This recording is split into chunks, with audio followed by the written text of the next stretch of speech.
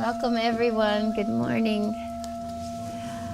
This Valentine week, the week of love, we've been saying that duality's purpose is to help us feel love. You know, we enjoy being separate so that we can feel the love bouncing back and forth and around the room, from source, through us, to everywhere. So, happy Love Week. And welcome to the Soul Center Foundation's Soul Talk. Tom and I are very, very excited. As you can see, we have a very special guest with us. And, you know, John's resume is very impressive. I took note when I saw that he had studied with Elizabeth Kubler-Ross, who, as many of you have known, did so much with the dying process and the grieving process and helping us to understand ourselves and others as they go through that. But I'll tell you what happened when one morning I don't remember this, I think I was coming in to do Reiki, and Soul Talk had just ended, and John had come just to visit the soul. And John and Tom were outside in the foyer, and I saw them talking, and I looked at John, and you know, I'm someone who reads energies pretty well, and I went, wow, who's that?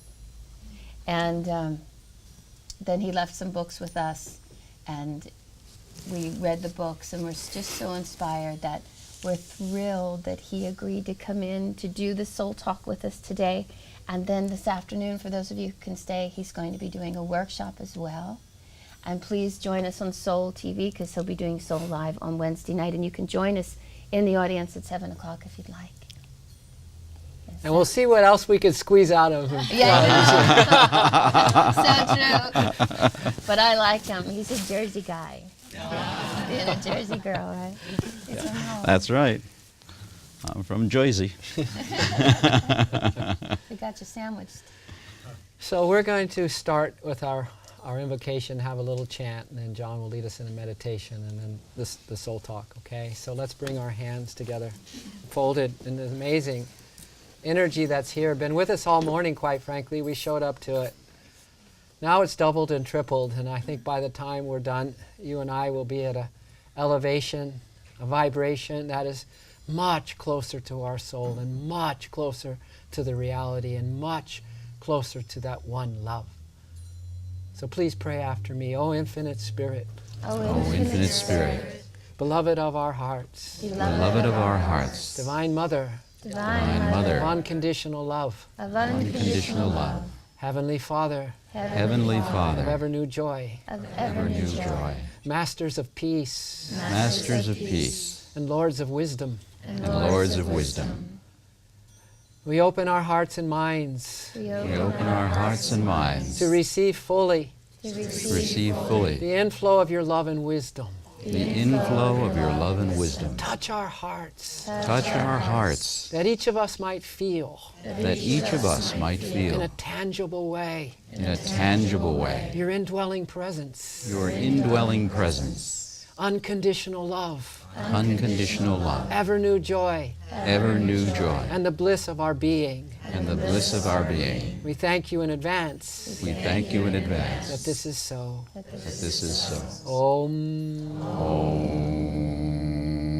Shanti Shanti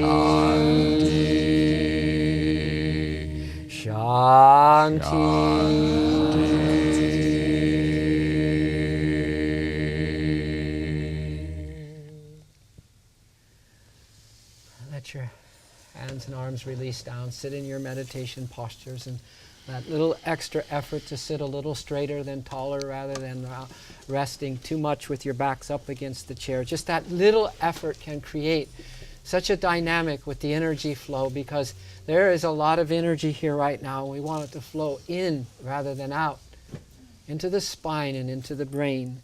But this is a call-response chant, and it's one where you will sing Om Shanti Namaha, meaning that I bow to that peace within and around. Namaha means I bow. Shanti means peace. And I sing a line and I say, may you walk in freedom, may you walk in beauty. And that's when you reply, It's a simple melody. Om Shanti Namaha. All right? It's call response. This way we're all involved. And love is the song of the soul singing to God. So whether you are comfortable or not opening your mouth and singing in a group, or you are, your soul is always still singing a love song to the divine. So give yourself that beautiful blessing this morning. How beautiful you do sing your love song to God.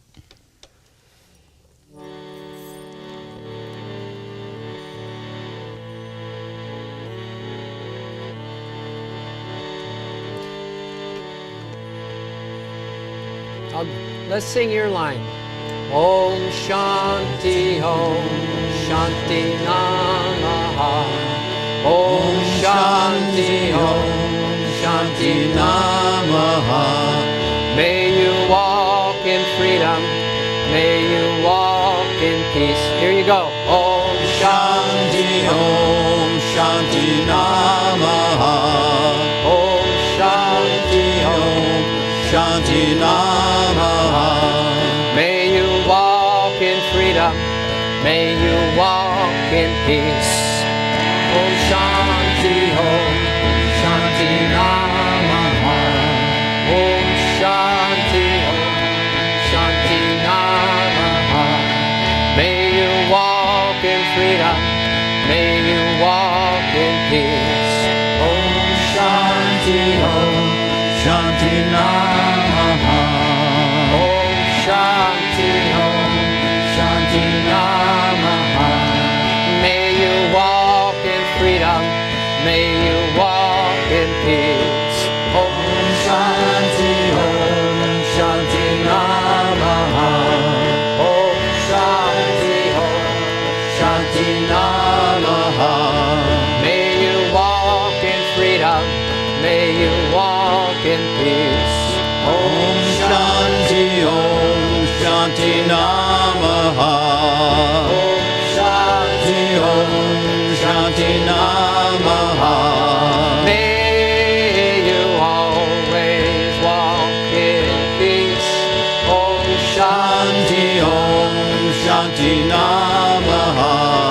Om Shanti Om Shanti Namaha. May you always walk in peace. Om Shanti Om Shanti Namaha. Om Shanti Om Shanti Namaha. May you always walk in peace. Om Shanti Om Shanti Namaha. Om Shanti Om Shanti Namaha. May you always walk in peace. Om Shanti Om Shanti Namaha. Om Shanti Om Shanti Namaha. Om Shanti Om Shanti Namaha. Om Shanti Om Shanti Namaha. Om Shanti Om Shanti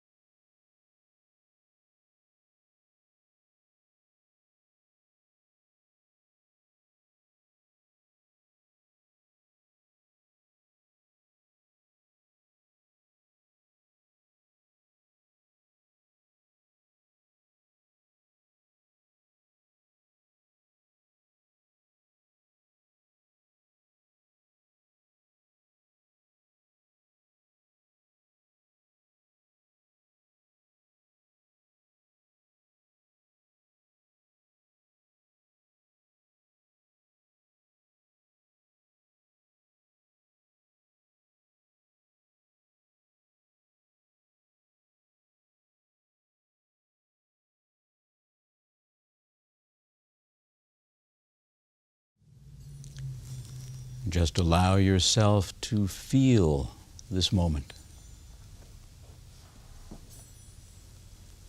to be fully present in this body, fully present in this place.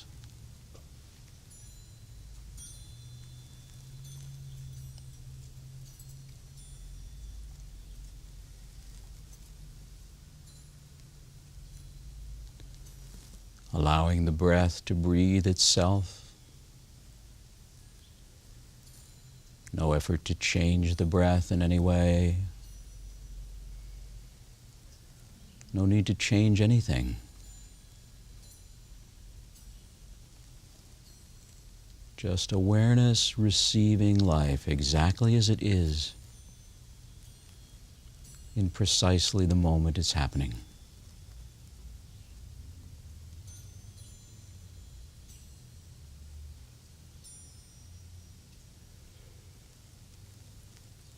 Just floating in this beautiful, warm sea of love.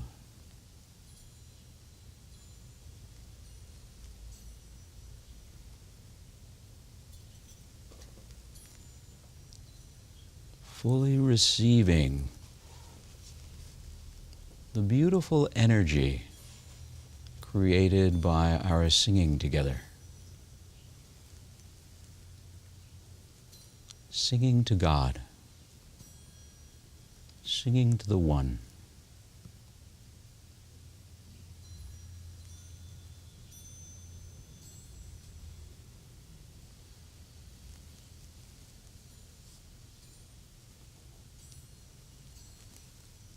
And now as you breathe softly and naturally,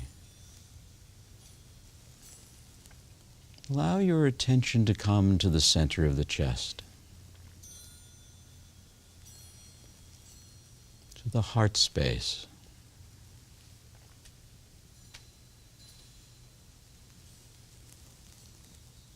And imagine that you've got a beautiful opening in the center of your chest through which you can breathe. It's like a third nostril, but a very big one.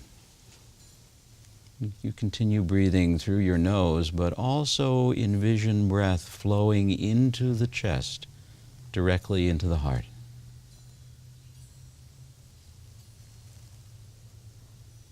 Feeling each in-breath flowing in like a soft, soothing, caressing breeze. Gently caressing and blessing your physical heart, surrounding your physical heart.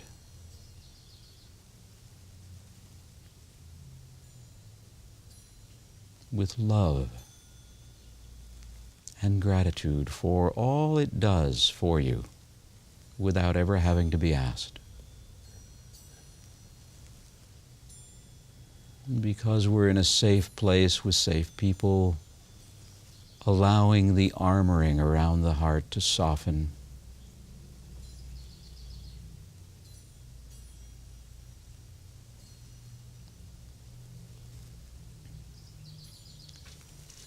And then begin to envision in the center of your heart, in the center of your being, a brilliant white light about the size of a thumb. So bright, so radiant, brighter than 10,000 suns.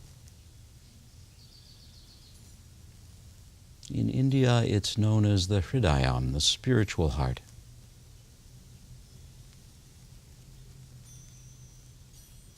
And envision this inner light slowly, gently growing and expanding till it begins to fill your entire chest, and brilliant white light flows down and fills the belly and abdomen and the entire torso. And this brilliant white light, your spiritual heart flows out and fills your arms and hands. It flows up into your neck and your face and head,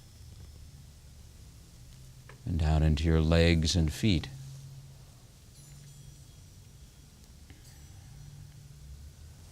Until this entire body is transformed into exactly what it is, a body of light.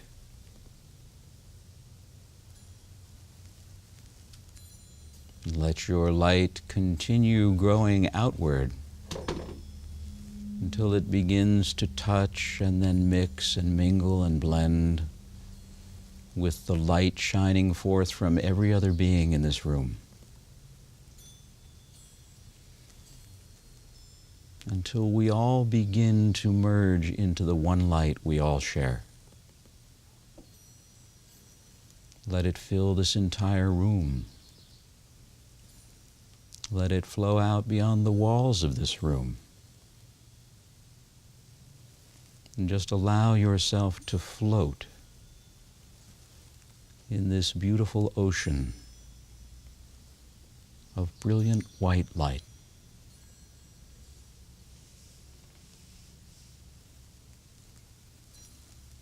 Drinking the light directly into your heart, letting it flow back out on every out-breath.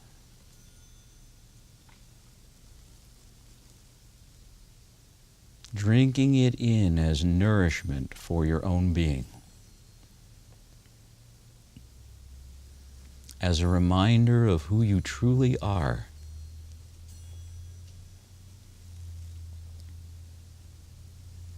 As a glimpse into who everybody else is. Because behind all of us, there is only one.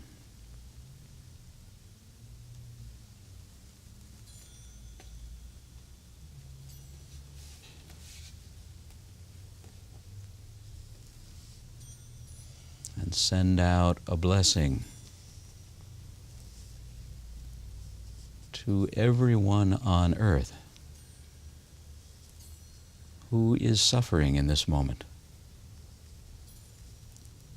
And if you are suffering in this moment, take a blessing of love, light, peace, healing, and joy for yourself.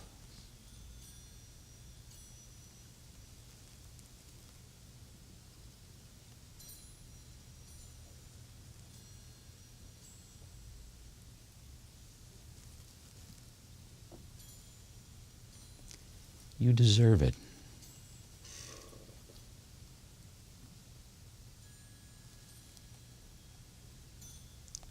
Because the light of love is who you truly are.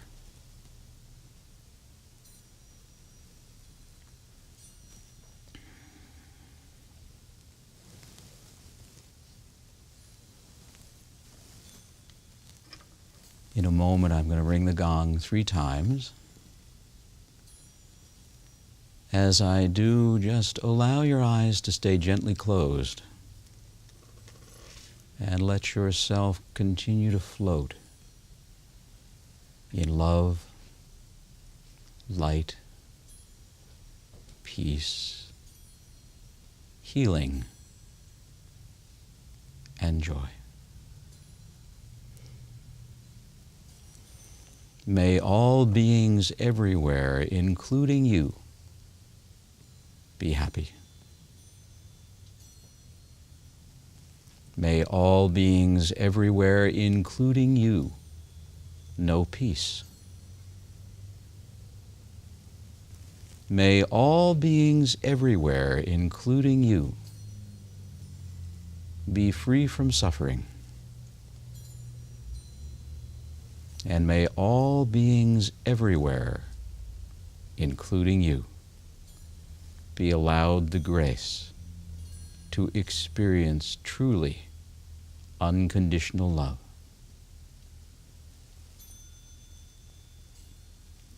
The boundless love in our own hearts.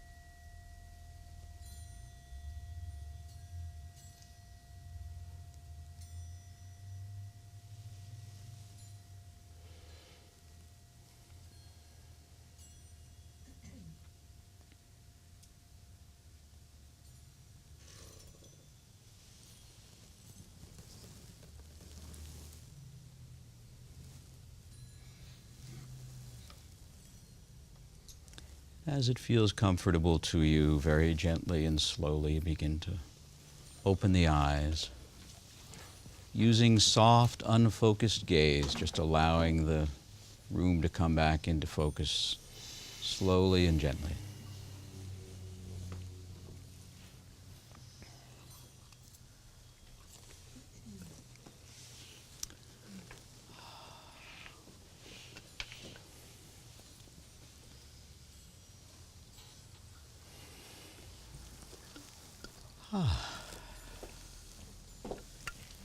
And out of the one light came all of us.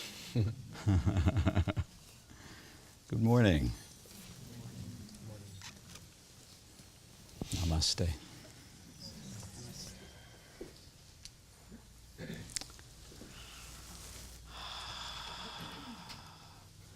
I am so delighted to be here with all of you.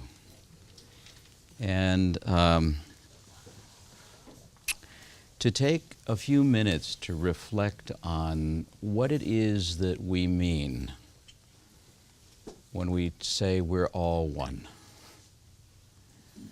That's great in theory. In practice, there's usually someone who makes you think we're not all one.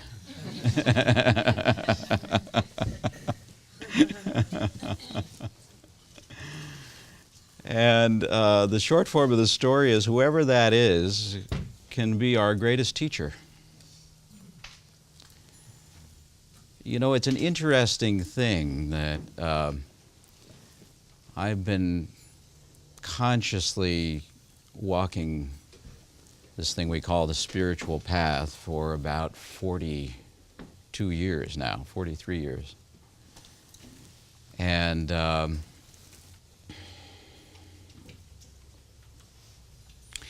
one of the things that fascinates me most about really great spiritual teachers is that they're not necessarily how you might think they would be. Because their job isn't really to tell you how wonderful you are. It's to help you see the things in yourself which are keeping you from knowing how wonderful you are. And that's an interesting process.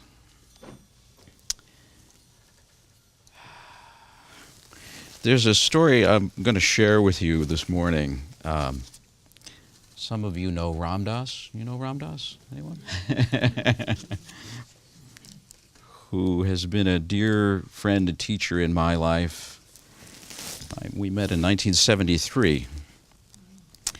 And he was kind enough to offer to do the foreword for my latest book, One Soul, One Love, One Heart. And there's a story in here that he shared, because when we were talking about what the book was about, which is really the essence of how, it's great to come to the Soul of Yoga on Sunday morning at 11 o'clock and everybody's peaceful and loving and beautiful and we feel, lovely. And then we go back out there and it's different somehow. And how do we take this beautiful experience that we share here back out into the world, into our everyday life? And sometimes it comes through seeing how caught we are in our own sense of separateness. One thing we could say is that if there is a hell, it's the illusion of separateness. You know, Trisha mentioned Elizabeth Kubler-Ross, who was an amazing mentor to me. I studied with her at Ram Dass's suggestion, because back in the 70s, whatever Ram Dass said, I would do it. He said, go study with Elizabeth. And she was amazing. She had a statement she used to say to us, before you can see the Christ or the Buddha or the divine light in yourself, you first have to see the Hitler in yourself. And we all went, ew. And she said, and we all have it. And we all have it. And the Hitler in us is the mind unenlightened by heart, mind unenlivened by love. It's just pure mind, pure rational looking out at the world and sorting it out and separating everything and seeing who's good and who's bad and who's right and who's wrong, and forgetting our connection in the process of doing that. Anyway, Ram Dass is telling this story in the foreword. He said, I'm going to share my most embarrassing story, right? He has this wonderful way about him that he always said, I publish all my secrets so I don't have to worry about some muckraker coming and exposing me.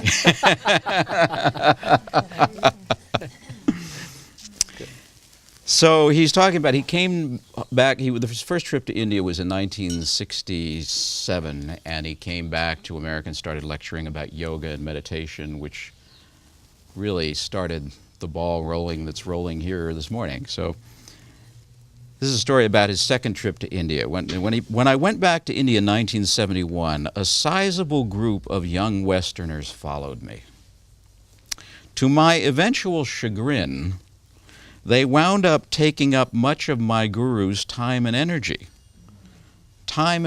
which I had hoped would be available to me. He said, I began to get agitated. Eventually, I became angry. Who were all these interlopers, and what on earth were they doing invading the precious space I had previously shared with my guru? I began to resent them all one by one. Eventually, I came to dislike every single one of them. One day, after walking 8 miles alone to the temple, he had to walk alone to the temple because Maharaji had told him not to touch money. And so he had to have a bagman, but he wasn't speaking to his bagman, so he didn't have money for the bus, so he had to walk. You see, it gets very complicated when you get into disconnection. One day, after walking 8 miles alone to the temple, I was particularly irritated. When I arrived, I became enraged, seeing all these young Westerners sitting around, obviously enjoying their time with Maharaji, was more than I could bear. One sweet young fellow came up and lovingly offered me a plate of food. I was so angry, I threw it in his face. Maharaji was sitting across the courtyard watching this scene from a distance. He immediately called out, Ram Dass! Ram Dass! In a piercing, high-pitched yell. When I turned to look at him, he was beckoning me to come sit on the ground in front of him. As I walked over and sat down, Maharaji looked deeply into my eyes and said, Something troubling you? I said, Maharaji, I hate everyone but you.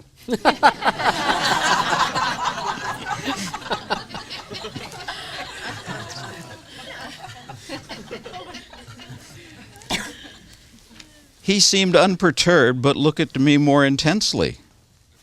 Didn't I tell you to love everyone? Yes, you told me to love everyone, but you also told me to tell the truth. And the truth is, I don't love everyone. I began to weep. Maharaji leaned forward, moving his face closer and closer to mine until we were eyeball to eyeball and nose to nose. Then,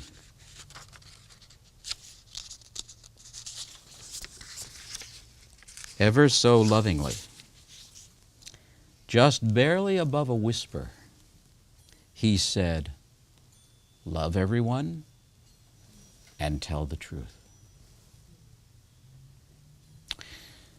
And Ram Dass said, what he was saying was, when you give up being who you think you are, this is who you will become.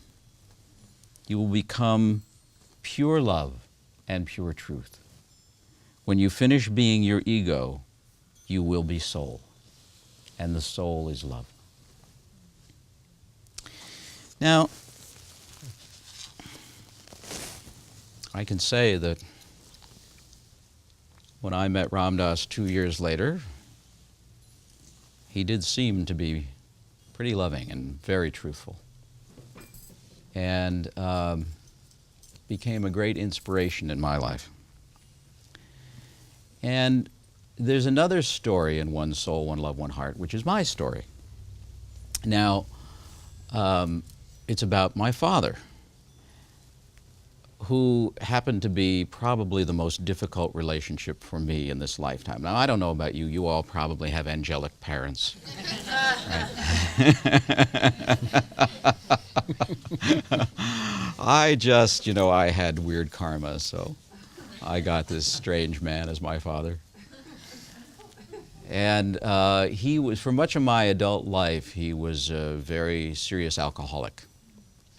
And he was the kind of person who, when he was sober, he was the nicest guy on earth. Everybody loved him. He was friendly. He was kind. He was generous. He was funny. One sip of alcohol, and he turned into this demonic being. And I would guess that some of you have grown up with someone like that, and it's a challenge, great challenge. Yesterday I was with a group down in San Diego, and I was reflecting on being 16 years old and being that close to committing suicide. Somebody whispered in my ear and said, by the way, you can only do that once.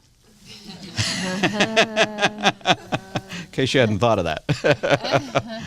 And then this voice, whoever, whatever, said, hang in there, it may get better. And boy, am I glad I took that advice. But anyway, so my dad was very challenging to deal with. And when I got older, when I was in my late 20s, he was diagnosed with throat and lung cancer. And he was dying. And it was just after I'd studied with Elizabeth. And I thought, oh, this is great. Now I have all these new skills to deal with someone who's dying, to help a person preparing to leave their body. But of course, my father wanted no part of that. I sat down with him and said, Dad, let me teach you to meditate. Yeah, right, okay. Right. Dad, you're not focusing. Right, okay. And then he takes the remote and turns the television on and watches the ball game. So I started to get that it wasn't about, he wasn't going to do it the way I thought he should do it, that he was going to do it in his way. And I just surrendered into his world. But he started to get kind of cantankerous again because of his illness. And he was driving me crazy. And I had taken off. I wasn't really doing anything except being with my dad and taking care of him. And it was a great blessing to do that. And I was happy to do it, except that he wasn't even being nice to me. I could even take neutral, but he was being abusive, right? So finally I called my sisters. We were at my dad's condo in Florida. I called my sisters and I said, you've got to come down here and take over for a while because I need a break. And I went to visit Ram Dass. And I said, I told him this long story, my tale of woe about how unpleasant my father was being. And he looked at me and he said something very interesting. He said, don't you know that all anger is anger at God? I said, no, I don't know that. Those moments you feel like a spiritual dunce, I said, can you explain that to me? He said, well, think about it. When you are angry about anything, it's like you're driving down the road and somebody cuts you off and you lean out the window and say, you shouldn't drive that way, you stupid so-and-so. So what you're really saying is, if I were God, I wouldn't have made someone who drives like that.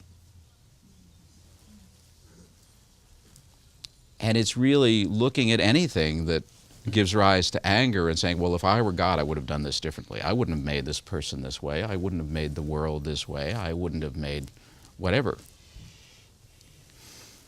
And he looked at me and he said, your father is just being who he is. It's the way God made him. That's his problem. If you don't like it, it becomes your problem. So we sat in silence for a moment, and I got to stew in that cauldron. And the Ram Dass goes, and I thought, oh no, here it comes. He goes, I have an idea. I said, what? He said, why don't you see your father as your guru? I said, my father? That old so-and-so? He knew my father. It was an absolutely audacious suggestion.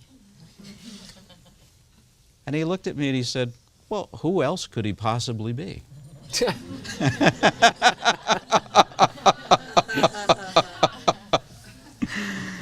And my heart sank. And I thought, oh boy, because, you know, I mean, he and I were speaking in a language that I understood. You know, when you take someone as your guru, you honor that everything they say and do is for your spiritual benefit. And I thought, oh boy. But I thought, okay, I'll give it a try. What else have I got to do? What have I got to lose? Except my attachment to who I think I am. Because now it was interesting. I want to point out that when I was younger and my father was violent, the best thing to do was get out of the house. Get away from him. But now he was old and he didn't have the energy to be violent and he was just kind of cranky. And so the only thing he threatened at that point was my ego. You know, like I wanted to be Mother Teresa and he was telling me I was a schnook. So I went back and I started to work with my dad in that way. And once I saw him as my guru, the whole thing changed. Because when he was abusive, instead of my mind reacting and saying, he shouldn't talk to me that way, how dare he do that? No father should talk to his son that way, that's horrible. Instead of that, I could go to, wow, he's really good at this.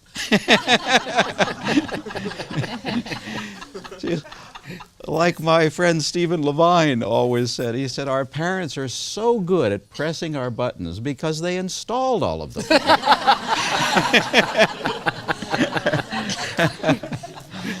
They know right where they are, you see? So it became really juicy. And then I had an exercise that I would do in which whenever he said something nasty to me, I would envision it as an arrow, that he had shot an arrow toward my heart. And I would try to catch it in midair before it pierced my heart. And then I would take it and I would place it down on the ground. And then I had this imaginary bucket of flowers. And I'd pick up a flower and I'd hand him back a flower. And I could see that it sort of stunned him. He could never quite get that. He goes, wait a minute, what happened to our dance we were doing? You know? And little by little it went on like this. And it took about 3 years for me to get to the point where I could be absolutely open and empty. It didn't matter what he said. One night I went to see him. And he was lying in his bed. Now we have him at home in a hospital bed in his bedroom. And he's got around-the-clock nursing care, and he's all agitated. And I walk in, and it's, you know, the usual, where the hell have you been? Why aren't you ever here when I need you? You know, 23 hours a day isn't enough. So I came up, and I was standing next to his bed, and I looked deeply into his eyes. And I just said, Dad, I love you too. And he put his head back on the pillow and he got this great big smile on his face. I hadn't seen him smile like this in like 20 years. And it's big, he's beaming, and he's looking up at the ceiling, and he reaches up and he pats me on the shoulder and he goes, good, good, good. And you know what? I felt in that moment like I had just graduated. Yeah. You know, it was like, and I felt my father, in his being, what I sensed was him saying, thank God the kid finally got it. Took him 33 years, but he finally got it. That isn't about how nasty I can be, it's about how loving he can be, no matter what. And I look at him now, ever since that moment, as the greatest teacher I've ever had in learning what unconditional love might look like and feel like, and learning that that's who we truly are. And he died the next day. So, thank you. You can send me a graduation card. Yeah, so it's, that was, geez, almost 30 years ago. But that teaching was so precious and remains so precious. And it's really an interesting insight into what we can do to convert whatever we see externally that turns us off to our own heart. You know, one of the things that we'll talk about this afternoon in the workshop, and I would love as many as you can come, please join us. What we're doing when we make the choice, see, it's the mind, the Hitler in us, that says, I'm not going to love that person, they don't deserve it. And in a rational universe, you're right. There's a lot of people who don't deserve it. But that isn't the point. The point is, if you want to be happy, if you want to reach the highest goal spiritually, you want to live in your own highest nature, and that is pure love. So it's actually, you know, Buddha has this wonderful phrase. He said, getting angry and wanting to attack someone in some way is like reaching your bare hand into a red-hot flaming fire and picking up a red-hot charcoal, glowing, red-hot, in your bare palm with the intention of throwing it at someone. It's like, who gets burned? Ow! And then I'm sure many of you are familiar with Pema Chodron. She updated that and said that getting angry and holding a grudge is like eating rat poison and then expecting the rat to die. So, well, I told Tom and Trisha if I talk too long they should get out the hook, and I think they're starting to look for it. So. No. Give you. But I thought I would just finish this morning with something that most of you probably heard, but it's so delicious. It's always wonderful to hear it again. It's something that was at one time attributed to Mother Teresa because it was found on her wall in her room after she died. But it was actually originally written by a fellow named Kent Keith when he was a student activist at Harvard in the 60s. And he was watching how easy it was in those days, and still is, for us to say, I want to make the world a better place, and then get caught in anger and resentment and judgment. So he wrote this. This is kind of an adaptation of it, but it's sometimes called The Final Analysis, sometimes called Anyway, but here it is. People are often illogical, unreasonable, and self-centered.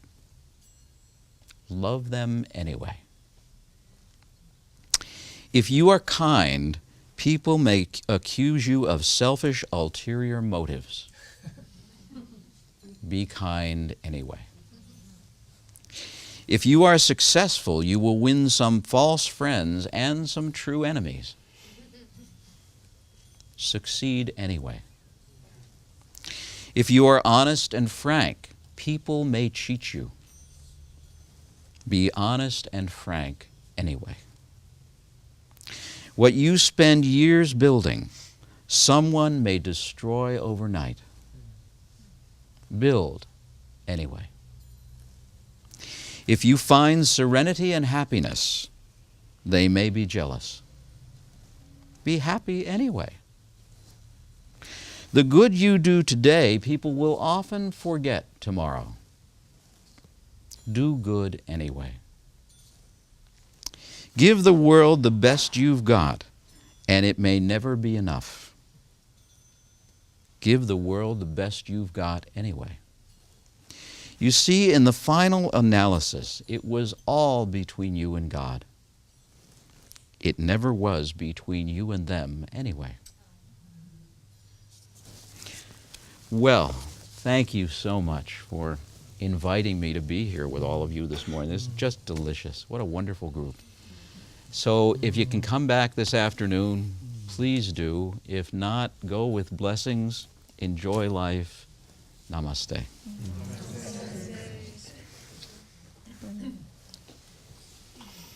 Thank you.